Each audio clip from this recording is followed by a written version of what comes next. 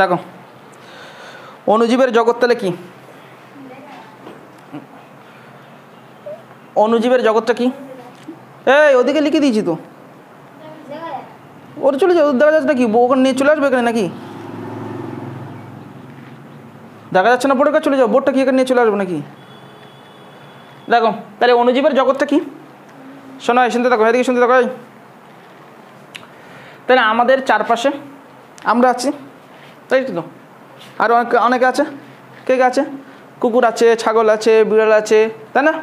মানুষ আছে, অমানুষও আছে, গাছ আছে, পশু পাখি আছে, তাই না? সবাইকে আমরা দেখতে পাচ্ছি, কিন্তু এমন অনেক জিনিস আছে যাদেরকে আমরা দেখতে পাই না। যেমন রিসেন্টলি কিছুদিন আগেই আমরা জানি কি করোনাতে হাজার হাজার মানুষ মরে গেল, তাই না? তো আমরা সেই করোনাকে দেখতে পেয়েছি, সেই ভাইরাসকে দেখতে পেয়েছি? পাইনি। এরকম অনেক জিনিস আছে যাদেরকে আমরা দেখতে পাই না, কিন্তু তারা আছে। শুধু আছে না, অনেকটা আছে। কতটা আছে পড়তে পড়তে আমরা জানবো, ঠিক আছে?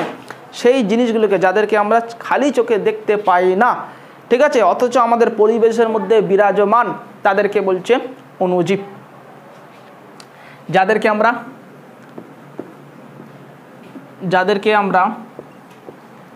আমরা খালি চোখে দেখতে পাই না, খালি চোখে দেখতে পাই না, অথচ আমাদের, আচ্ছা যাদেরকে না লিখো যে সমস্ত জীবকে বা যে সমস্ত জীবদেরকে, এটাই ভালো হবে। লেখো যে সমস্ত জীবদেরকে, এটাই সবচেয়ে বেটার হবে, কারণ ওরাও তো জীব, তাই না? যে সমস্ত জীবদেরকে আমরা খালি চোখে দেখতে পাই না, অথচ আমাদের পরিবেশে আছে। ভালো শব্দ লেখো বিরাজমান। দেখতে পাচ্ছ না? বিরাজমান, তাদেরকে অণুজীব বলে। হাত স্পিড চালাতে হবে। তাদেরকে অণুজীব বলে। শুনে লেখো, আমি তো বলছি, শুনে লেখো। তাদেরকে অণুজীব বলে, ঠিক আছে? ওইদিকে চলো, ওই দিকে গেলে তো ভালো দেখা যাবে। ওই জায়গাটা গেলে, ওই জায়গায় যাও, অণুজীব বলে। হয়েছে? মুছে দেবো তাড়াতাড়ি।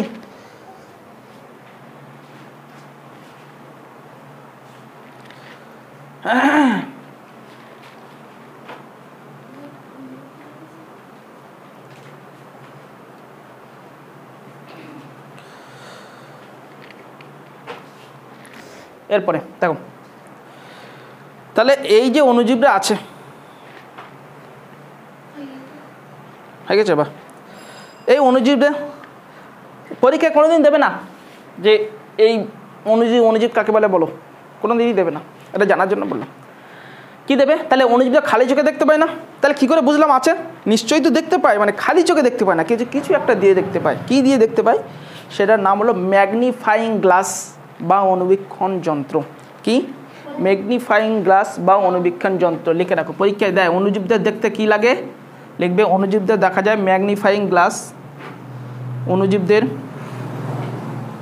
অণুজীবদের দেখতে কি লাগে? Magnifying glass. কি লাগে? ম্যাগনিফাইং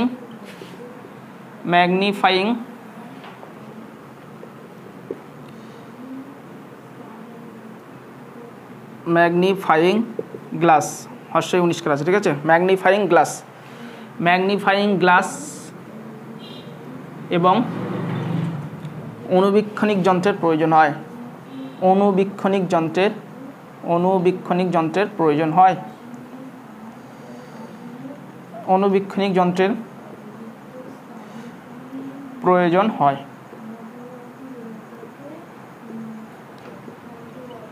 হয়েছে? তাহলে কি ওই অণুজীবদের দেখতে কিসের প্রয়োজন হয়? Magnifying glass. এটা হর্ষই তারপর 19 কার আছে। হ্যাঁ, ম্যাগনিফাইং গ্লাস এবং অণুবীক্ষণিক যন্ত্রের প্রয়োজন হয়। অণুবীক্ষণিক যন্ত্রতেও দেখা যায় আলাদাভাবে, ম্যাগনিফাইং গ্লাসের মধ্য দিয়েও আলাদাভাবে দেখা যায়। ওকে, চলো তাহলে আমরা এদেরকে তাহলে একটা একটা করে বৈশিষ্ট্য লিখে ফেলো। পরীক্ষায় দেবে কি? তাড়াতাড়ি পরীক্ষা কি দেবে অণুজীবের বৈশিষ্ট্য লেখো কুইক অণুজীবের বৈশিষ্ট্য অণুজীবের বৈশিষ্ট্য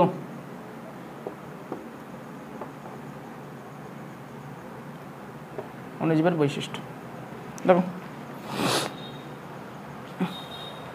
হয়েছে তাহলে অণুজীবের বৈশিষ্ট্য কী হবে বলো 1 নম্বর বৈশিষ্ট্য বলো নিজে থেকে বলো 1 নম্বর বৈশিষ্ট্য কী হবে কী হতে পারে 1 নম্বর বৈশিষ্ট্য এদেরকে খালি চোখে দেখা যায় না 1 নম্বর বৈশিষ্ট্য লেখে বলো অণুজীবদের খালি চোখে অণুজীবদের খালি চোখে দেখা যায় না 1 নম্বর বৈশিষ্ট্য হয়ে গেল অণুজীবদের খালি চোখে দেখা যায় না 1 নম্বর বৈশিষ্ট্য হলো ভাই চলো নেক্সট 2nd নম্বর বৈশিষ্ট্য বলো আচ্ছা আরেকটা বৈশিষ্ট্য তোমরা এখানে লিখতে পারো যে এদেরকে তারা কিসের জন্য দেখতে পাই এই ম্যাগনিফাইং গ্লাস বা অনুবীক্ষণী যন্ত্রের সাহায্যে দেখতে পাই এরা আরেকটা বৈশিষ্ট্য লিখবে ঠিক আছে আমি আর লেখালাম না ওটা আমি আরেকটা অন্য একটা বলে দিচ্ছি চলো তাহলে কি এরা সব জায়গায় বাড়ে ঠিক আছে তবে এরা বেশিরভাগ ক্ষেত্রে স্যাঁতস্যাঁতে আবহাওয়াতে বেশি বাড়ে ঠিক আছে তাহলে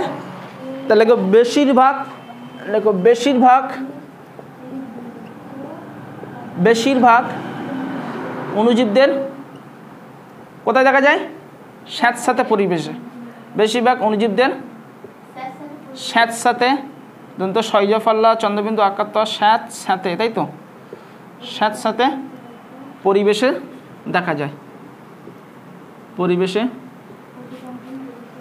যায় আচ্ছা পরে 3 নম্বর পয়েন্ট লেখো তাতে লেখা হলে বলবে আমাকে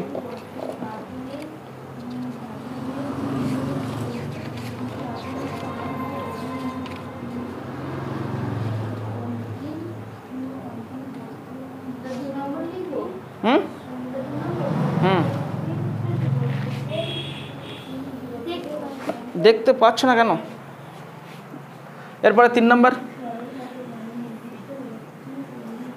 কি এরা কত থেকে কত পর্যন্ত বাড়ে জানো এরা এমন অনেক আছে যারা -10 ডিগ্রি সেন্টিগ্রেডও পর্যন্ত বাড়তে পারে ঠিক আছে এই আমাদের এখানে সর্বোচ্চ কত পড়ে 15-16 পড়লে আমরা ঘর থেকে বেরোই না মানে এত ঠান্ডা পড়ে তাই না এরা -10 ডিগ্রিতেও বেঁচে থাকতে পারে সেন্টিগ্রেড আবার আমাদের এখানে কত মানে 31, 32, 33 বা 34, 35 বেলে ঘর থেকে বেরোয় না ঠিক আছে কিন্তু এরা অনেকে আছে 100 ডিগ্রি সেন্টিগ্রেডেও বেঁচে থাকতে পারে ঠিক আছে যাই হোক তবে এদের মেন যেটা বৃদ্ধি সেটা হচ্ছে 25 থেকে 38 ডিগ্রি সেন্টিগ্রেড তাহলে লিখে পেলো পরের বৈশিষ্ট্য লিখে পেলো এরা বা এদের সাধারণত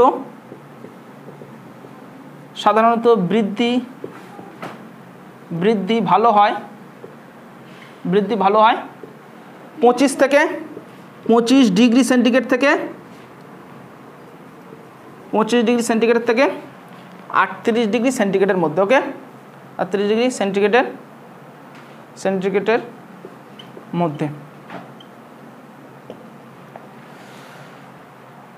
আচ্ছা আরও একটা বৈশিষ্ট্য একেবারে লিখে পেলো দেখো এক্ষুনি বললাম কিছু ব্যাকটেরিয়া আছে যারা 100 ডিগ্রি সেন্টিগ্রেডের এবং তার উপরেও বেঁচে থাকতে পারে তাই না এদেরকে বলা হয় একটা বিশেষ নাম আছে এদেরকে বলা হয় তাতে লেখো আরে এত দেরি করলে হবে তাড়াতাড়ি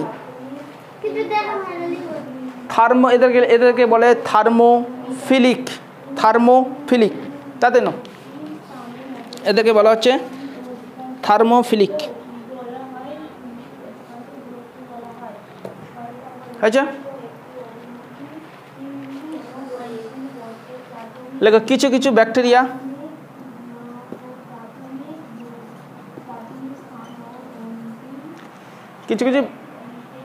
না লেগে অণুজীব লিখতে পারো ঠিক আছে কিছু অণুজীব কত 100 ডিগ্রি সেন্টিগ্রেড বা তার থেকে বেশি তাপমাত্রাতেও এই শেষেরটা তাপমাত্রা আছে ঠিক আছে তাপমাত্রাতেও তাপমাত্রাতেও, এটা তাপমাত্রা আর এটা তয়কার ওকারে একসঙ্গে লিখবে, ঠিক আছে? তাপমাত্রাতেও বেঁচে থাকতে পারে, তাপমাত্রাতেও বেঁচে থাকে, এদেরকে বলে থার্মোফিলিক,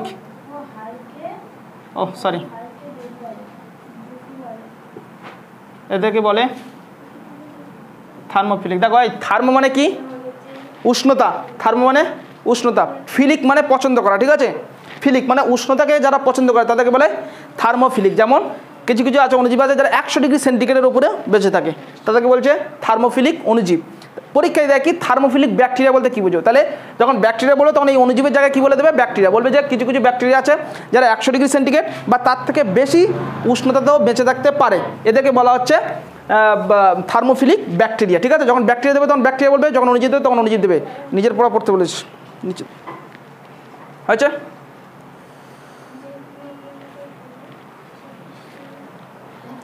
হয়ে গেছে? ব্যাস মুছে দিলাম তাহলে।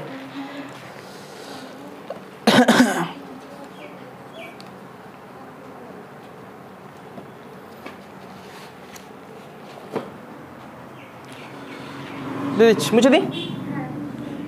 আচ্ছা আর একটা লিখে রাখো।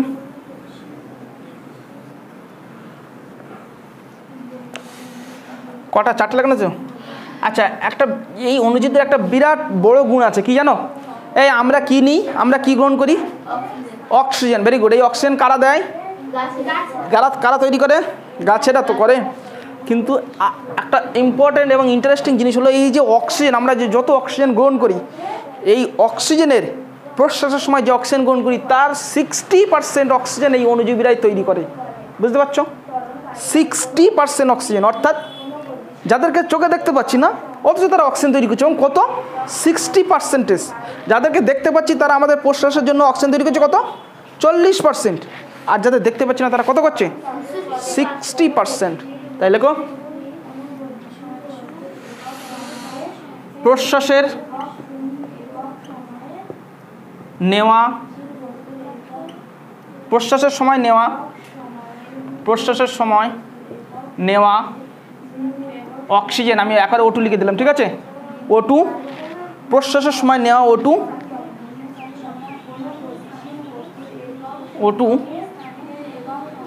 O2 এর 60% তৈরি করে এই অণুজীবীরা।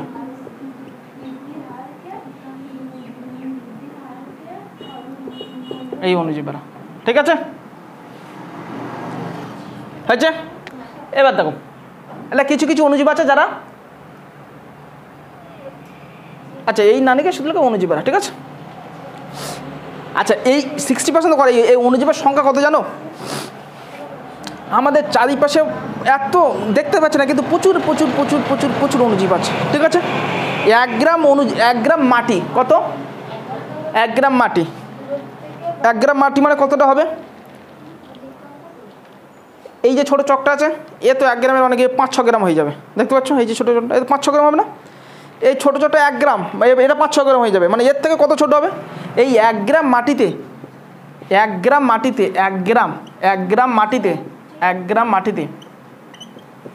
এইটা 5-6 গ্রাম, তাহলে 1 গ্রাম মানে কত হবে? এর থেকে অনেক ছোট হবে না? এই 1 গ্রাম মাটিতে কতটা অণুজীব থাকে জানো? 100 কোটিরও বেশি অণুজীব থাকে। 100 কোটিরও বেশি অণুজীব থাকে। তাহলে কত অণুজীব আছে বুঝতে পারছো? 100 কোটিরও বেশি অণুজীব থাকে।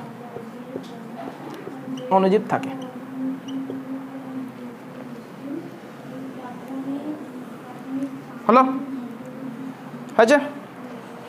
তাড়াতাড়ি লিখে বলো। আমি গিয়ে ধরবো, যারা বসে আছে আমি ধরবো।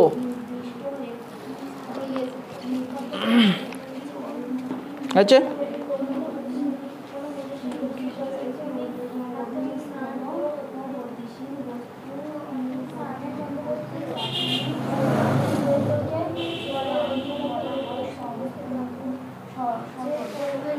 হয়ে গেছে? তাহলে চলো। আচ্ছা এই অণুজীব এই অণুজীবদেরকে আমরা মুছে দিলাম। হ্যাঁ, এই অণুজীবদের আমরা কয়েকটা প্রকারে ভাগ করতে পারি।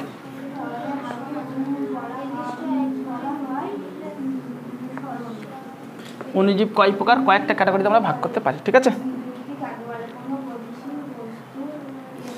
অণুজীবদের আমরা কয়েকটা ভাগে ভাগ করতে পারি। কি কি?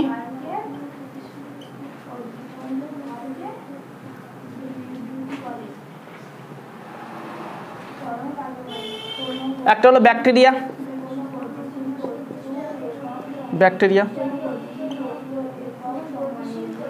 আর একটা হলো আদ্য প্রাণী। তাড়াতাড়ি লেখো, এই লিখিস নাকি? আদ্য প্রাণী, তাড়াতাড়ি। একটা হলো আদ্য প্রাণী, আর একটা হলো ছত্রাক, আর একটা হলো ছত্রাক, আর একটা হলো শৈবাল। আচ্ছা,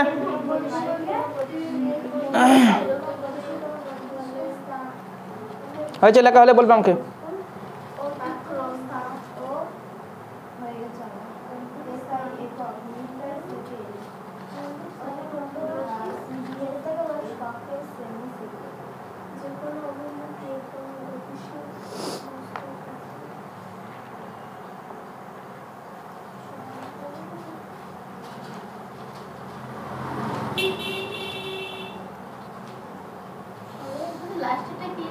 কোনটা? শৈবাল, তালবে স ইকার বয়কার ল।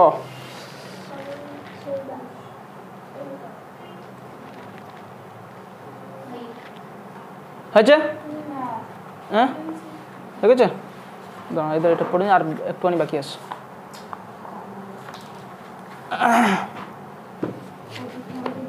দেখো, তাহলে আমরা একটা একটা করে আলোচনা করি। চলো প্রথম ব্যাকটেরিয়া নিয়ে আলোচনা করি। ঠিক আছে, প্রথম ব্যাকটেরিয়া নিয়ে আলোচনা করি। এগুলো মুছে দিলাম। হ্যাঁ, তাহলে আমরা অণুজীব কয় প্রকার? 4 প্রকার। ঠিক আছে, ব্যাকটেরিয়া, অণুজীব, ছত্রাক, শৈবাল। ঠিক আছে, চলো এবার একটা একটা করে আলোচনা করি। এই একটু আস্তে, একটু আস্তে। ব্যাকটেরিয়া,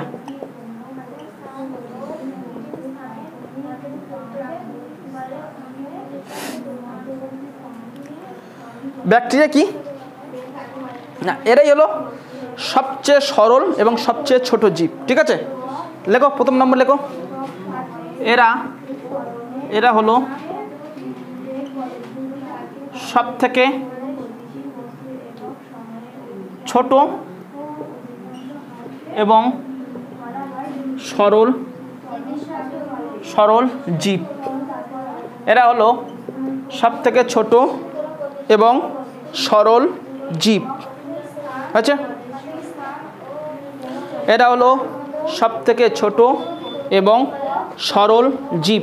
লেখা হলে বলবে।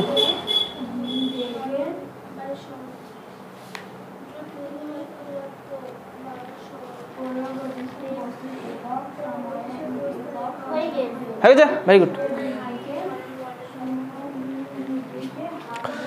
দেখো, এরা নানা ধরনের হয়, নানা রকমের হয়, নানা ধরনের। লেখো, নানা ধরনের হয়, নানা ধরনের হয়। যেমন যেমন যেমন রড আকৃতির, যেমন রড আকৃতির, রড আকৃতির, গোলাকার ইত্যাদি। আচ্ছা, আর দুটো জিনিস লেখো, তাতে লেখো।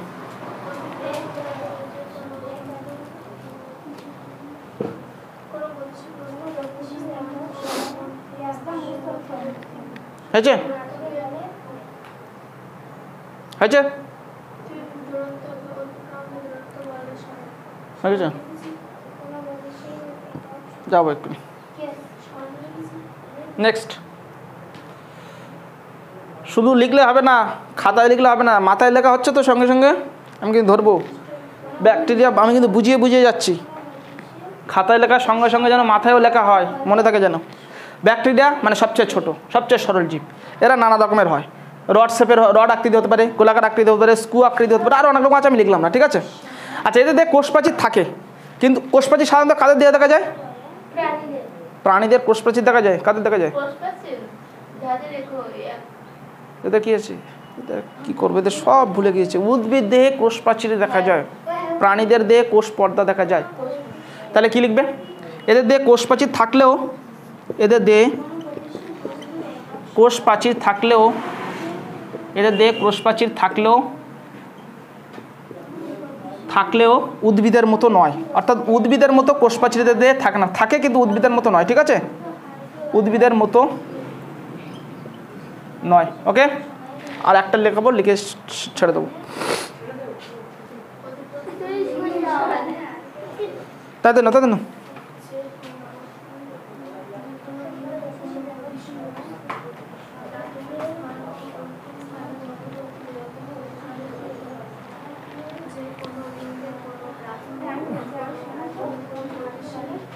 মুছে দিই।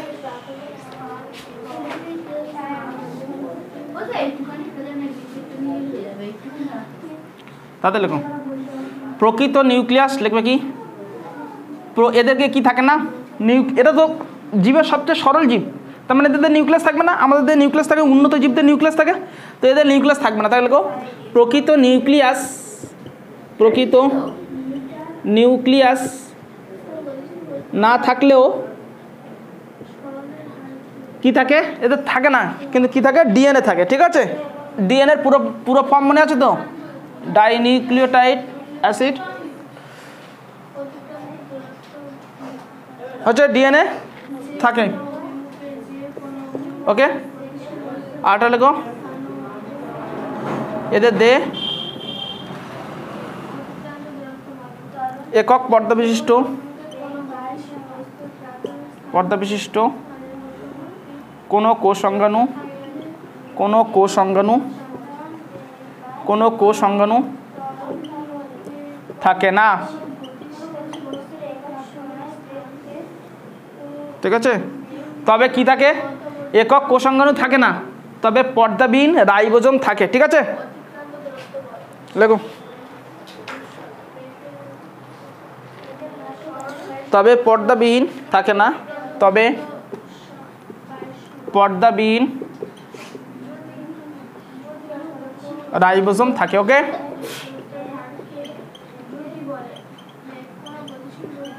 আছে নেক্সট।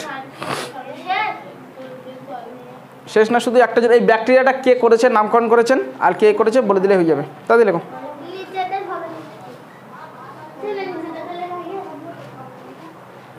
হয়েছে, হয়েছে,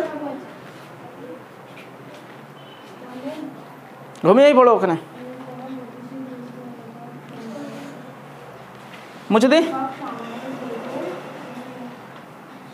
এটা প্রথমে বলা উচিত ছিল, আর কে নামকরণ করেন। ঠিক আছে, হয়েছে, দেখো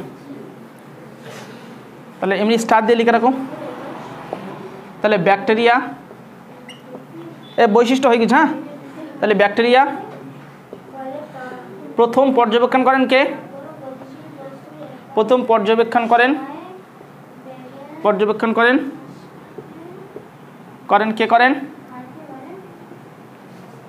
করেন বিজ্ঞানী লিবেনহুক। কি নাম, বিজ্ঞানী, যদিও লিবেনহুক তোমাদের বইয়ে আছে লিবেনহুক, কিন্তু এর ইংলিশ নাম কিন্তু লিউয়েনহক। যাই হোক, লিবেনহুক আছে, লেখো লিবেনহুক। আর মুছে দিই। আর ব্যাকটেরিয়া প্রথম ব্যাকটেরিয়া নামকরণ করেন কে, ব্যাকটেরিয়া নামকরণ করেন ব্যাকটেরিয়া নামকরণ করেন বিজ্ঞানী এরেনবার্গ। এইটুকু মনে রাখো শুধু, আর কিছু মনে রাখতে হবে না। বিজ্ঞানী এরেনবার্গ। ওকে, এটা মুছে দিই।